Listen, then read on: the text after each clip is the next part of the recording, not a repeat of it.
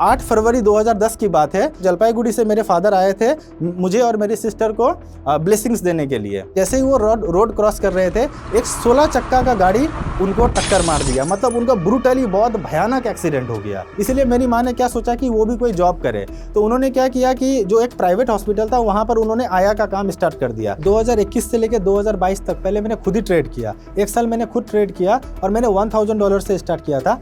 $1000 को मैंने $9000 तक बना लिया था। मतलब 1 साल में मैंने 9 गुना का प्रॉफिट जनरेट किया था।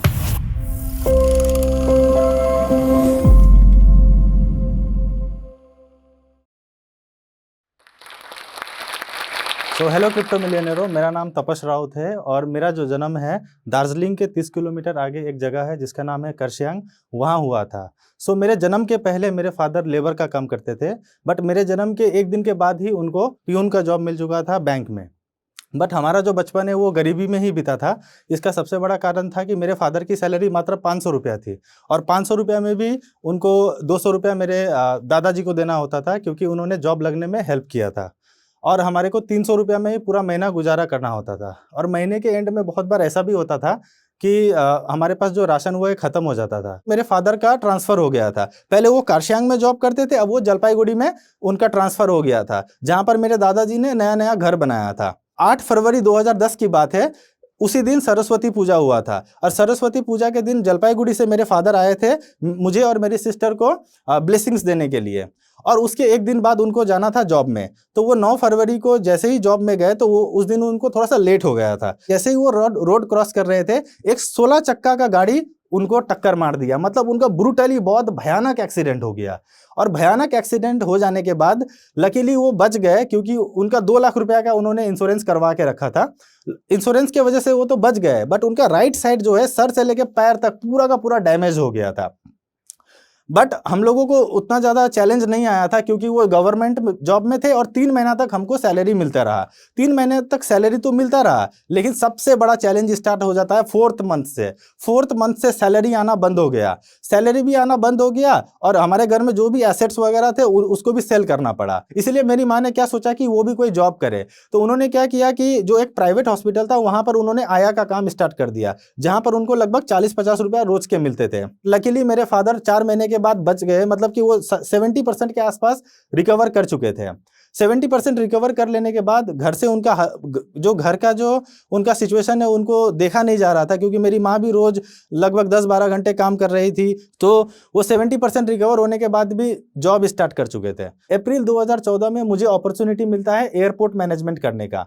अब मैं बहुत ही ज़्यादा एक्साइटेड हो जाता हूँ एयरपोर्ट मैनेजमेंट करने के लिए, क्योंकि मुझे बचपन से ही एरोप्लेन में उड़ने का शौक था। उसके साथ ही साथ मेरे फादर और एक चीज़ चाहते थे कि मैं अपना कॉलेज भी फिनिश करूं, बट मैंने बोला कि चलो मैं डिस्टेंस से फिनिश करूंगा। तो मैंने इग्नू कॉलेज ज्वाइन कर लिया। दिसंबर 2015 में मैं जहां से सिलीगुड़ी से मैं जो पढ़ाई कर रहा था, मैं जो है फर्स्ट इंटरव्यू क्रैक कर चुका था एयरपोर्ट के लिए। ग्राउंड स्टाफ के लिए फर्स्ट वाला जो इंटरव्यू है वो मैंने क्रैक कर लिया था। अब मैंने क्या किया कि जो है मुझे फर्स्ट टाइम बागडोगरा से दिल्ली जो है फ्लाई करने को मिला। यानी कि आप इमेजिन कीजिए, जो मैं सपना 2006-07 से देख रहा था, 2015 के एंडिंग में मतलब 2016 के आसपास मैं फर्स्ट टाइम एयरप्लेन में उड़ा बागडोगरा से लेके दिल्ली तक। और उस दिन का जो फीलिंग है बहुत ज़्यादा मज़ा आया, क्योंकि मैं बचपन से सोच रहा था कि अभी किसी ना किसी दिन उड़ूंगा। फिर क्या हो गया कि मैं एयरपोर्ट के लिए सिलेक्ट हो गया था, ग्राउंड स्टाफ के लिए। दिल्ली में ही सिलेक्ट हुआ था, टर्मिनल 1 में गो एयर में मेरा सिलेक्शन हो गया था और मेरा 6 महीने का लगभग ट्रेनिंग पीरियड था। और मैं सोचा था कि यार एयरपोर्ट में काम करूंगा, अच्छे अच्छे लोग मिलेंगे और मज़ा आएगा, लेकिन ऐसा नहीं था। एयरपोर्ट में मुझे 3 इंसिडेंट थे जो बहुत ज़्यादा भयानक थे। जैसे ही मैं दिल्ली में आया, मैंने एयरपोर्ट में जॉब स्टार्ट किया था। मैंने एक चीज़ ऑब्जर्व किया कि दिल्ली के जितने भी लोग थे उन्होंने क्या किया था कि हम लोग जो वेस्ट बंगाल से आ रहे थे, हम लोगों से ना तो बात ठीक से करते थे और हमारे साथ लंच भी नहीं कर रहे थे वो लोग। एक दिन मैंने गुस्से से उनसे पूछ लिया कि भाई आप लोग ऐसा क्यों कर रहे हो। उनमें से एक बंदा मेरे साथ पर्सनली बात किया। उन्होंने बोला कि देखो, वेस्ट बंगाल के लोग जो होते हैं वो काला जादू वगैरह जानते हैं और उनको इस तरीके का डर था कि कहीं हम लोग उनको हानि ना पहुंचा दे। मैंने उनको बोला भाई ऐसा कुछ नहीं है, हम लोग थोड़ी ना कोई काला जादू वगैरह जानते हैं, अब इंटरनेट में क्या दिखाता है मुझे पता नहीं है। अब उसके बाद सेकंड जो मेरे साथ इंसिडेंट हुआ था वो था मार्च 2016 में। मार्च 2016 में मेरी दादी जी गुजर गई थी। मतलब वो एक्सपायर हो गई थी और मैंने अपने जो सीनियर है उनसे, मैनेजर से जाके बोला कि सर मुझे वेस्ट बंगाल वापस जाना है, मेरी दादी जी गुजर गई है, 2-3 दिन के लिए मुझे छुट्टी दे दीजिए। तो सबसे पहले उन्होंने एक वाहियात सवाल पूछा, क्या आपकी खुद की दादी थी वो? तो मैं बोला यस सर, मेरी खुद की दादी थी। फिर उन्होंने बोला कि देखो मतलब कि मैं तो आपको छुट्टी नहीं दे सकता हूँ, लेकिन आप एक काम कर सकते हो, फ्लाइट से जा सकते हो। मैंने बोला सर मेरे पास तो पैसे ही नहीं है, क्योंकि मैं जो इंटर्नशिप कर रहा था उसमें मुझे 5,000 रुपया सैलरी मिलता था। अब 5,000 रुपया जो सैलरी मिलता था वो लोडर से भी कम था, क्योंकि लोडर को 8,000 रुपीज़ मिलता था। और तो मैंने सर को बोला कि सर ऐसे तो मैं नहीं जा पाऊंगा। फिर उन्होंने बोला फिर मत जाओ।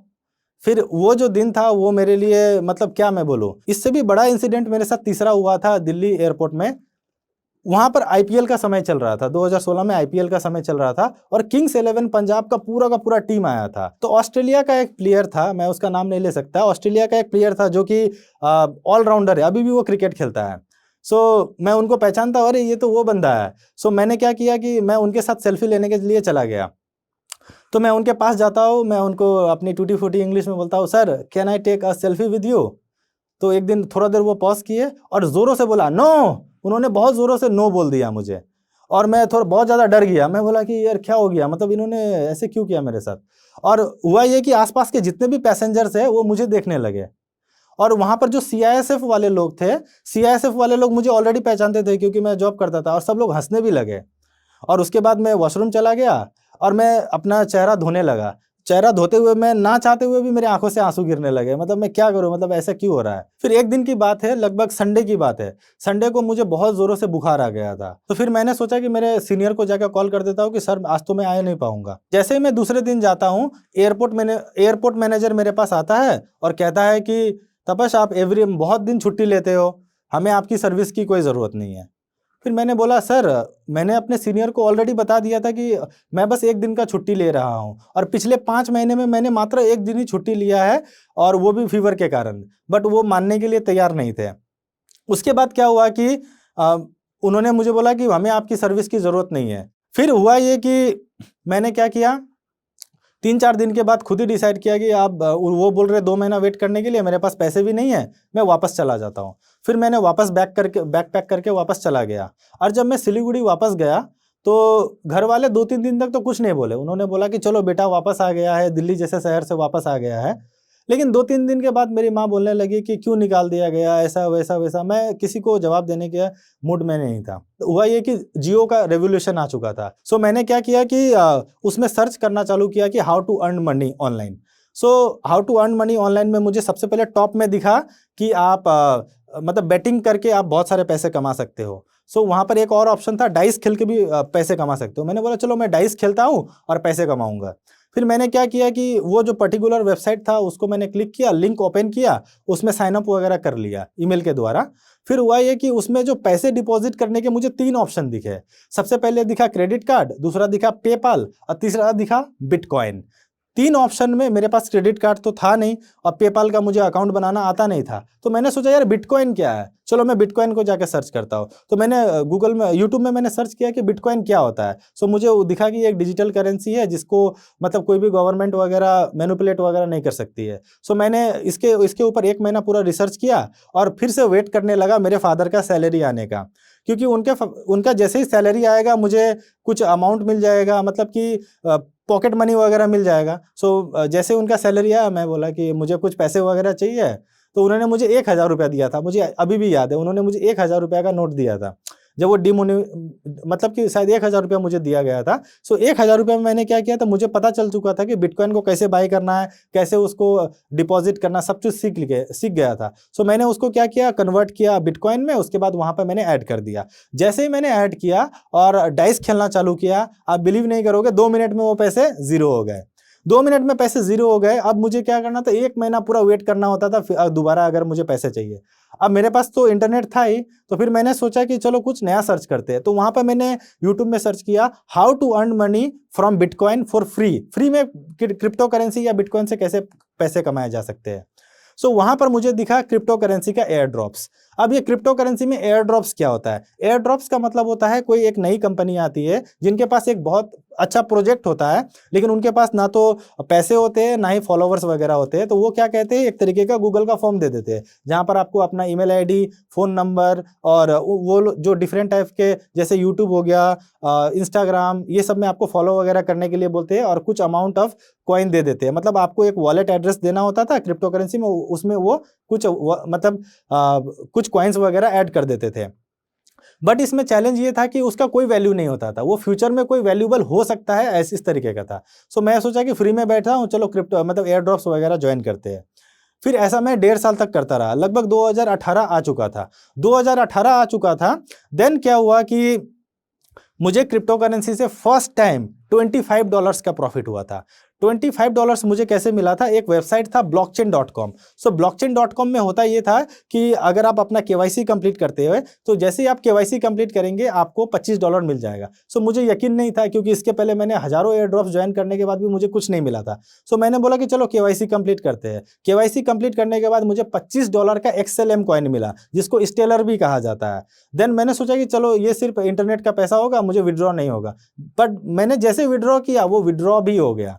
विड्रॉ करने के बाद मेरे बैंक में पैसे आ गए थे $25 पूरे के पूरे, वो भी INR में, आई डोंट नो कितने आए थे, बट वो INR में आ चुका था।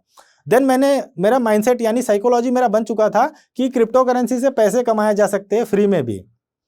फिर मैं अपना कंटिन्यू वो करता रहा। देन एक दिन मेरा फ्रेंड है जो कि मेरे साथ एयरपोर्ट मैनेजमेंट किया था, उसका मुझे कॉल दुबई से आता है।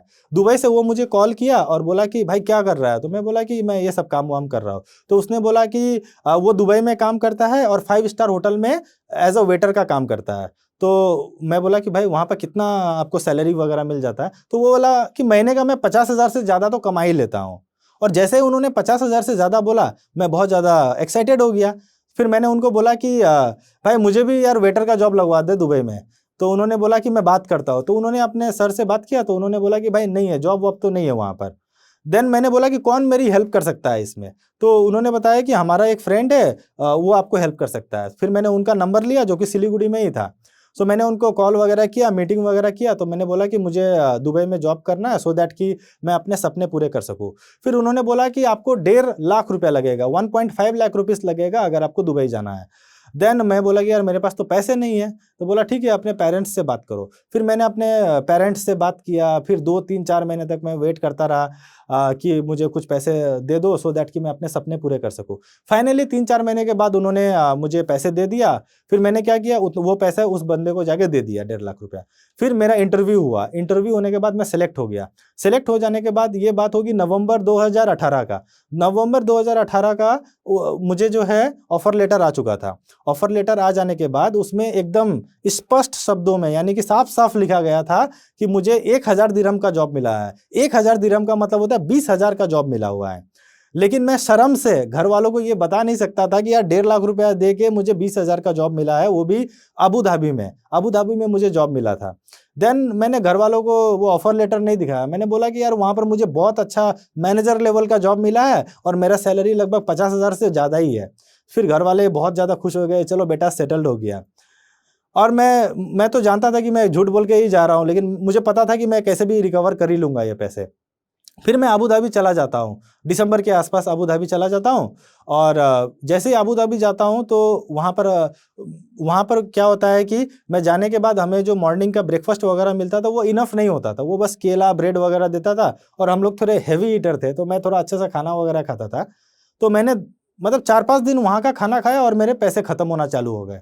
जैसे ही मैंने पैसे खत्म होना चालू कर दिए, तो मैंने अपने एक फ्रेंड से डिस्कस किया कि भाई पैसे तो खत्म हो जाएंगे ऐसे। मेरे पास मात्र 3,000 रुपया बचा था, यानी कि अगर हम लोग दिरहम में बचाएंगे तो $150 दिरहम ही मेरे पास बचा हुआ था।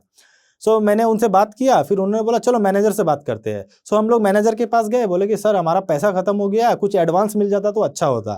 फिर उन्होंने हमें 300 दिरहम दिया था, जो कि INR में लगभग 6,000 रुपीज़ होता है। और उसके बाद स्टार्ट क्या होता है, मेरा जैसे ही मेरे को पैसा मिल गया था, पैसा मिल जाने के बाद होता ये है कि अब मैं सेलेक्ट हो गया था। मुझे कोर्ट में जॉब मिला था, जहाँ पर वकील वगैरह होता है ना, मुझे वहाँ पर जॉब मिला था। अब मेरा काम क्या था, चाय बनाने का। चाय बनाने का और कभी कभी फाइल वगैरह इधर उधर देखने का। एक दिन की बात है कि एक दिन मैं नहीं गया, मुझे थोड़ा ठीक नहीं लग रहा था, मुझे खाना बनाने का भी मन नहीं था, तो मेरे साथ जो पार्टनर मेरा भैया था वो चला गया वेटर के जॉब के लिए, और मैं क्या किया कि मुझे खाना बनाने का मन नहीं था, तो मैं इंडियन रेस्टोरेंट जो कि हमारे जो कैंप था उससे 20-25 मिनट का दूरी पर था, मैं पैदल पैदल चला गया। मैं बोला चलो मैं खा भी लूंगा, खाना खाने के बाद भैया के लिए भी पैक करके लेके आ जाऊंगा। तो क्योंकि वहां पर मैं इतना दूर इसलिए जा रहा था क्योंकि 5 दिरहम यानी 100 रुपये में भी वहां पर अच्छा खासा खाना, 2 पराठे मिलते थे और पनीर का सब्जी वगैरह मिलता था, पेट भर जाता था। तो मैं वहां पर गया और जैसे ही मैं रास्ते से वापस आ रहा था वो रास्ता पूरा अंधेरा था और येलो कलर का लाइट वगैरह जल रहा था, लेकिन यूजुअली दुबई का रोड हमेशा, अबू धाबी का रोड खाली ही रहता है। सो एक गाड़ी आता है लैम्बोर्गिनी, मुझे अभी भी याद है कि वो येलो कलर का लैम्बोर्गिनी था और थोड़ा तेजी से आता है मेरे पास। उसमें एक शेख बैठा था, शेख का बेटा बैठा था, लगभग 18-19 साल के आसपास उसका एज होगा। सो वो बैठा हुआ था, व्हाइट कलर का उसने पगड़ी टाइप का कुछ बांधा हुआ था और इलेक्ट्रिक सिगार पी रहा था। वो मेरे सामने स्लो होके आके इलेक्ट्रिक सिगार पिघा रहा था और मुझे चिढ़ाते हुए ऐसे बोलता है, क्या ऐसे बोल रहा था। फिर उसके बाद वो निकल गया और मैं वहीं पर खड़ा रह गया। और मुझे ऐसा लग रहा है कि भाई कोई मुझे संकेत देने आया है कि भाई तू क्या क्या रहा है, मतलब यहाँ पर आ गया है, बस तू काम कर रहा है और उसके बाद वेटर का जॉब कर रहा है, ऐसे जिंदगी निकल जाएगा। फिर मैंने क्या किया कि वापस मैं रूम में आया और उस दिन से ठान लिया कि अब मैं और ज़्यादा फोकस्ड हो जाऊंगा अपने ट्रेडिंग के जर्नी में। सो मैंने क्या किया कि कुछ कोर्सेज वगैरह बाय कर लिए, यूडेमी में कोर्सेज वगैरह बाय कर लिए और जो यूट्यूब था, यूट्यूब में भी बहुत सारे वीडियोस को मैंने डाउनलोड करके रख दिया। अब मैं क्या करता था, अब एक एक टाइम बचाना मैंने चालू कर दिया। अब मैं क्या करता था, फुल फोकस जोन में आ गया था।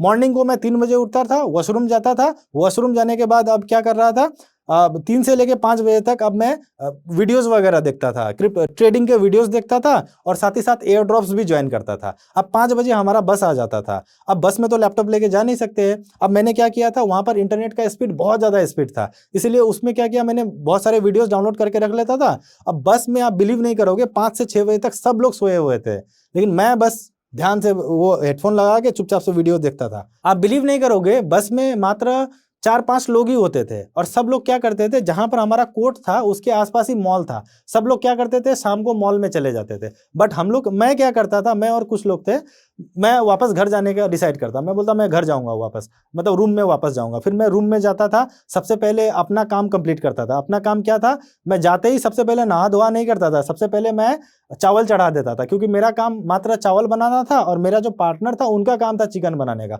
और मैंने इसके लिए उनको कन्विंस भी कर दिया था। मैं लगभग 4:30 बजे मेरे रूम में पहुंच जाता था, सबसे पहले चावल चढ़ाता था, आधा घंटे के बाद वो चावल तैयार हो जाता था। चावल तैयार हो जाने के बाद फिर मैं जाके फ्रेश वगैरह होके 5 बजे से लेकर 7:30 बजे तक फिर से मैं एयर ड्रॉप्स ज्वाइन करता या फिर ट्रेडिंग का कोई वीडियोस वगैरह देखता। ये रूटीन आप बिलीव नहीं करोगे, मैंने मात्र 1 महीने किए और मेरे रिजल्ट आना चालू कर दिए थे। 1 महीने के बाद ही अच्छे रिजल्ट आना चालू हो चुका था। अब वहां पर मेरा 3 महीने हो चुका था अबू धाबी में। अब आ जाता है सबसे बड़ा चैलेंज, मैं बन चुका था ओवर स्मार्ट। ओवर स्मार्ट का मतलब क्या हो चुका था कि हमारा जो सुपरवाइजर था वो पाकिस्तानी था। सो पाकिस्तानी था और हम सब इंडियंस थे, बांग्लादेशी थे, नेपाल के थे, यहीं के सब लोग थे। तो सभी लोगों ने एक तरीके का बोला यूनियन बना लिया था हम, और सभी लोगों ने डिसाइड किया था कि ये जो पाकिस्तानी सुपरवाइजर है इसको निकालना है यहाँ से। तो सभी लोग क्या कर रहे थे कि एक दूसरे का बात कर रहे थे, बोलता था कि सब लोग एक साथ जाके कंप्लेन करेंगे और उसको वहां से निकाल देंगे। और जैसा कि मैं बोला, मैं बन चुका था ये ओवर स्मार्ट। मैंने क्या किया, जो सीनियर है उनको कॉल कर दिया, मैं चुपके से कॉल किया, बोला कि सर मुझे आपसे बात करना है। तो बोला ठीक है बात करते हैं। तो वो लगभग 12 बजे के आसपास आया, अपना गाड़ी लेके मुझे गाड़ी में बैठा लिया, बोला कि ठीक है चलो बात करें।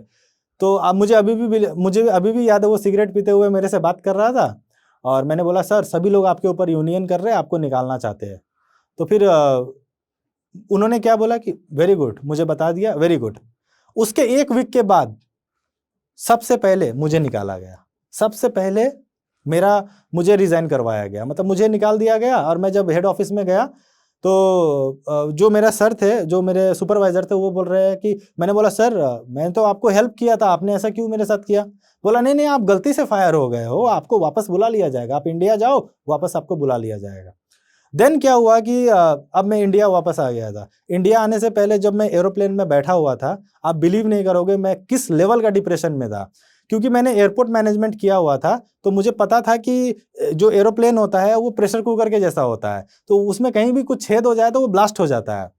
देन मैंने क्या बोला, मैं ना मतलब मॉर्निंग के लगभग 3 बजे मेरा फ्लाइट था और मुझे किसी से बात करना नहीं था, इसलिए मैंने व्हाइट कलर का हेडफोन सर में मतलब कान में लगा लिया था और लास्ट वाला बेंच होता है वहाँ जाके बैठ गया था।